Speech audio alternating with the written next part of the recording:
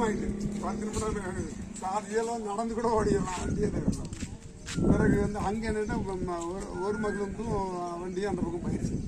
ஒரு மகளுந்து திசை தெரியாமல் இருந்தார் மட்டும் பிடிச்சி கொண்டு வந்து அவன் வண்டியில் மாற்றிட்டு வண்டியை காவல்துறை ஓட்டிட்டு வந்து அந்த நம்ம நிகழ்ச்சி எடுத்தோம்ல அவன் எழுதுனாங்களாம் தமிழ் மக்கள் கூட அந்த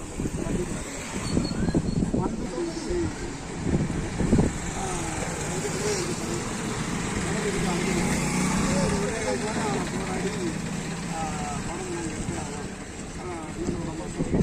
மற்ற ஊரை வந்தால் வேற வேறு எடுக்கணும். நம்ம பணமெடுக்க மட்டும்தான்